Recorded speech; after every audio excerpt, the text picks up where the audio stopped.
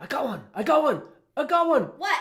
Focal point! I found a focal point! Oh, Dad, for Pete's sake.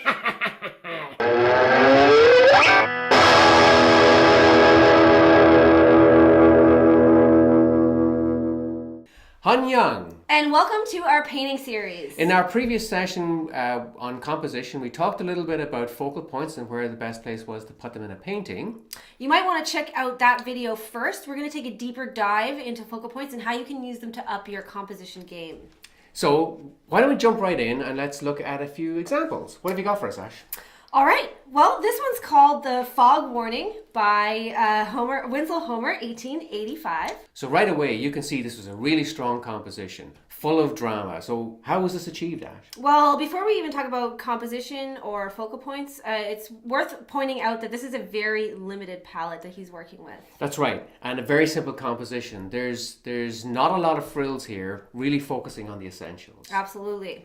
Then there are the strong lines of the gunnels of the boat leading up towards the figure. Which is then turned dramatically in profile, again silhouetted against that light sky in the background. And that's not the end of the story. The figure is the focal point, but if you look closely, the gaze of the figure is looking off into the distance into a schooner that you can barely see. That's right, and it's right along a horizon line that just happens to be almost exactly 2/3 of the way up the canvas. Terrific composition. What else you got? Okay, how about this? Oh, for goodness sake. Okay, how about this? Oh, come on, Ash. all right, here it is. Okay, Edward Hopper's The Nighthawks. He's one of your favorite painters, isn't he? Yes, he is. This is very different, obviously, from the previous piece, but we still have the same drama and the same mood happening here. Yes, and then again, a very limited palette focusing on the essentials, right? The light of the interior is drawing your eye into the trio inside the bar. Humphrey Bogart, Ingrid Bergman, and Peter Lorre. Who? Never mind, for goodness sake. So if you had to pick a focal point, where would you say it is? I would say it's the woman. Red dress, red hair, your eye kind of goes right there. Or maybe the space between her and the server, because the focal point doesn't have to be a physical thing, does it? Absolutely not. This is very true. Take an abstract painting, for example. The focal point might not necessarily be something that is like representational. It could be the space between objects. Take this example.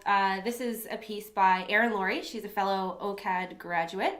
And she does these lovely abstract, textural, juicy pieces that are really, really full of life. Yes. And the focal point?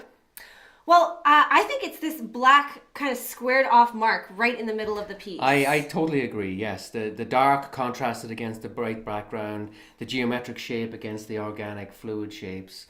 It makes it a natural focal point, doesn't it? Absolutely. Contrast is a biggie.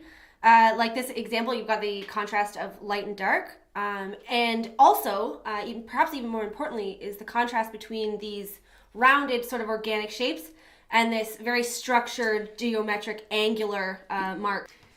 Yes, the way a building can very often stand out as a focal point in a landscape, because you've got those geometric shapes against the organic landscape. And colors, like complementary colors, and even color temperature. Take this piece, for example, by Sin Yao Tseng. Yeah, and we love this guy. This is a really talented young painter from Taiwan.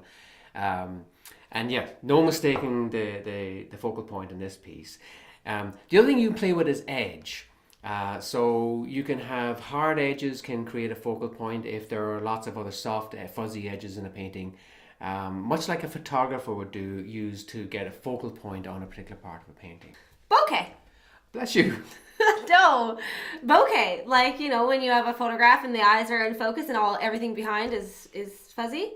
That's called bokeh? Okay, if you say so. Bokeh. Oh. Does every painting have to have a focal point?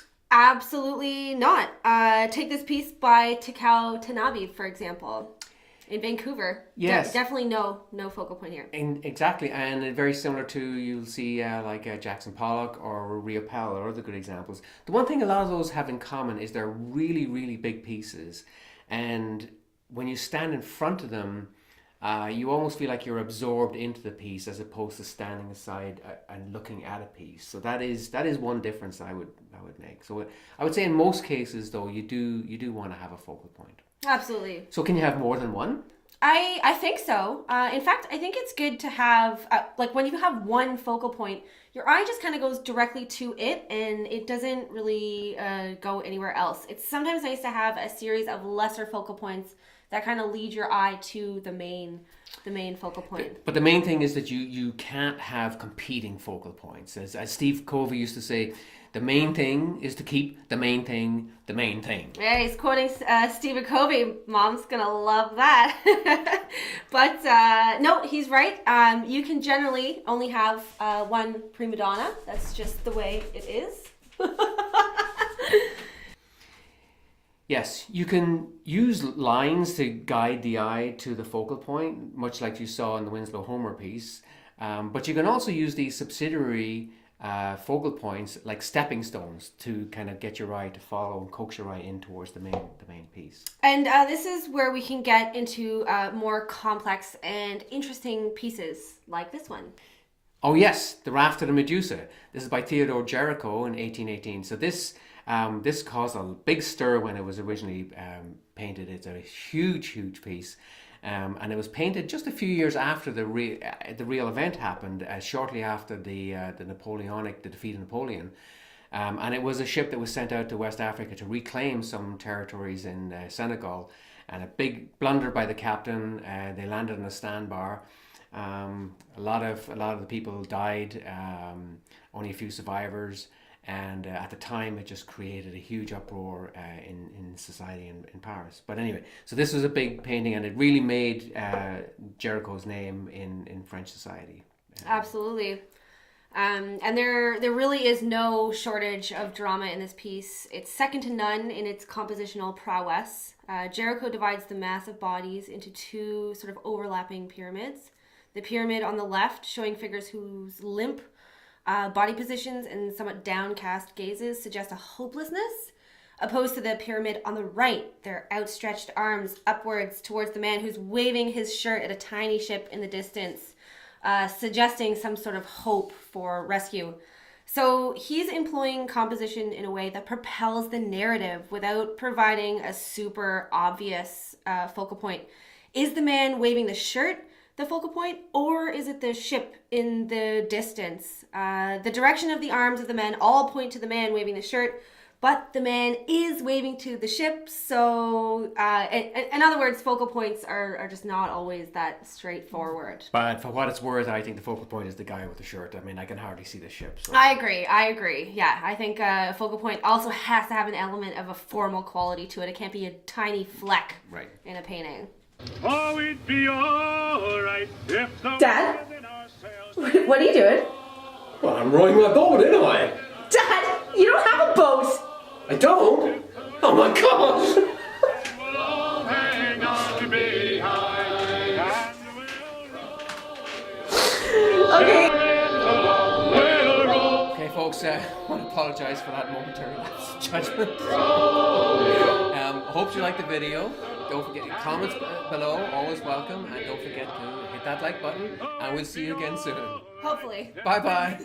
No, it'd be all right if we make it round the horn. No, it'd be all right if we make it round the horn. And we'll all hang on behind.